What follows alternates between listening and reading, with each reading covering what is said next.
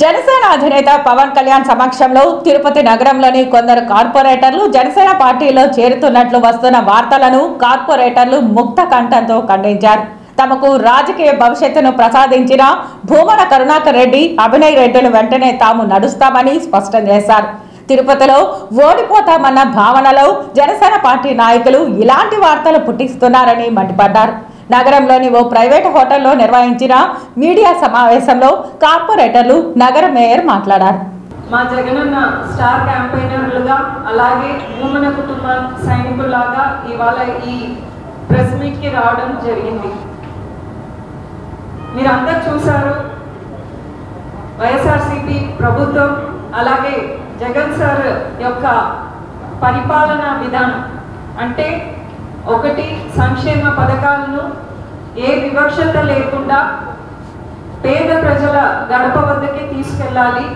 వాటి గురించి మాట్లాడుతూనే ఉన్నాం. వాలంటీర్ వ్యవస్థ కానీ అన్ని అర్హతే ప్రామాణికంగా గడప వద్దకే అన్ని పథకాలను కూడా చేరుస్తున్నాం.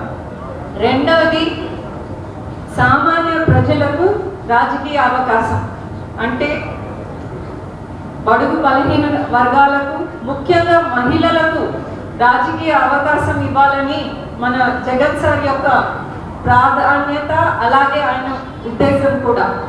ఆ విధంగానే ఇవాళ జనరల్ మేయర్ స్థానం కూడా నాకు కేటాయించబడింది. అలాగే నాతోటి చాలా మంది మహిళా కార్పొరేటర్లు ఇవాళ కౌన్సిల్లో ఉన్నారంటే దానికి వైఎస్ఆర్సీపీ ప్రభుత్వం జగనన్న గారి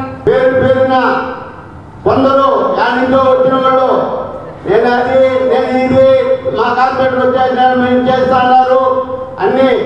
ఆయన ఏ ఊరు, ఆ ఊర్లోనే ఆయన ఏం చేసుకోలేకపోయినాడు.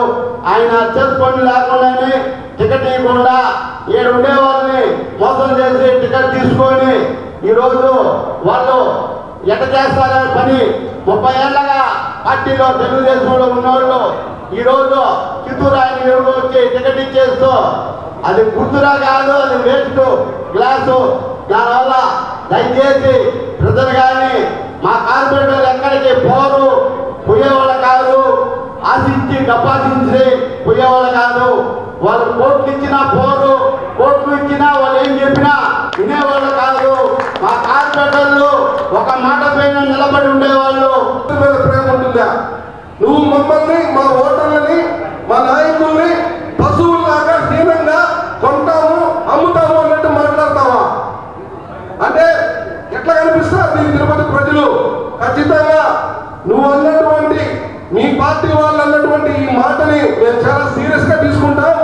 ఎన్నికల్లో బూతుల దగ్గర మా సత్తా ఎంతో చూపిస్తాం. నిన్ను మూట కట్టి చిత్తూరు గారు బెంగళూరుకి పాస్ చేస్తాం ఎన్నికల తర్వాత తప్ప నిన్ను గెలిపించే ప్రసక్తే లేదు. నీకు ఎవడు అమ్ముడు పోయేవాడు ఎవడు లేడు ఇక్కడ అని చెప్పి మరొకసారి చెప్తున్నాం. మీడియా మిత్రులందరూ కూడా ఒక చిన్న విన్నపం ఏంటంటే, మాకు నిన్న ఒక సమాచారం వచ్చింది. 3 నెలల కాల వ్యవధిలో చిత్తూరుకి సంబంధించినటువంటి, వేలూరుకి సంబంధించినటువంటి బ్లేడ్ బ్యాచ్ ని తిరుపతికి తీసుకొని వచ్చి వాళ్ళ ఆధార్ కార్డులు తిరుపతి అడ్రస్ కు మార్చి వారిని తిరుపతి వ్యక్తుల్లాగా చిత్రీకరించే ప్రయత్నం చేసి బూతుల దగ్గర వారి ద్వారా విధ్వంసాన్ని సృష్టించే కార్యక్రమానికి తెరలేపాలన్న ఆలోచన చేస్తున్నట్టుగా మా దృష్టికి వచ్చింది. చేసినన్ని అక్రమాలు చిత్తూరు ప్రజలు విసిగి వేదారిపోయినారు అన్నటువంటి విషయం చిత్తూరులో ఏ ఒక్కరిని అడిగినా కూడా చెప్తారు.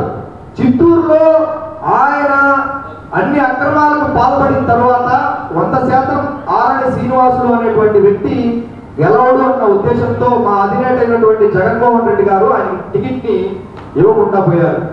ఇక్కడ చిత్తూరులో ఆయనకి టికెట్ ఇవ్వకపోగా ఆయనకు తెలిసినటువంటిది ఒకటే, అధికారం కోసం పార్టీలు మారడం, అధికారం కోసం డబ్బులు పెట్టి వెచ్చించి ఎవరైతే పార్టీ కోసం నిజంగా కష్టపడ్డారో వాళ్ళందరినీ కూడా తొక్కి ఏ విధంగా ముందుకు రావాలో ఆరణి శ్రీనివాసులు అనేటువంటి వ్యక్తికి బాగా తెలుసు అన్నటువంటి విషయం మీ అందరికీ కూడా ఈ సందర్భంగా గుర్తు చేస్తున్నాను. ఆయన తిరుపతిలో కష్టపడినటువంటి ప్రతి ఒక్కరికి, అంటే చీమలు పెట్టినటువంటి పుట్టలో పాములు ఏ విధంగా దూరాయో ఈ రోజు తిరుపతిలో ఉన్నటువంటి నాయకులు, ఏమయ్యా తిరుపతిలో ఒక నాయకుడు కూడా లేరా, తిరుపతిలో ఒక నాయకురాలు కూడా లేరా, వాళ్ళ కాదని చెప్పి ఈ రోజు చిత్తూరు నుంచి తిరుపతికి ఆరణి శ్రీనివాసుని ఇంపోర్ట్ చేయడం జరిగింది.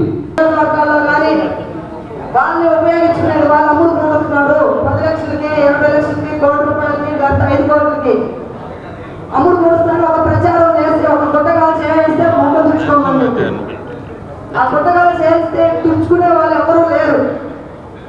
ఇక్కడ భూములున్న ఒక విలువలతో కూడినటువంటి నాయకుడు, ఒక నిబద్ధతతో పనిచేస్తున్నటువంటి భూములు కరుణాకర్ రెడ్డి గారు కానివ్వండి, అలాగే అభిరెడ్డి గారు కానివ్వండి, వాళ్ళ కింద పనిచేస్తున్నటువంటి మా కార్పొరేటర్లు కానివ్వండి, నాయకులు కానివ్వండి, కార్యకర్తలు కానివ్వండి, ఒక యుద్ధంలో సైనికులు ఎలా పనిచేస్తారో అలాగా ప్రతి ఒక్కరు కూడా క్రమశిక్షణతో భూములున్న వెనకాల ప్రతి ఒక్కరు కూడా నిబద్ధతతో పనిచేస్తున్నటువంటి ఒక ఫ్యామిలీ మెంబర్స్ మేమందరూ కూడా.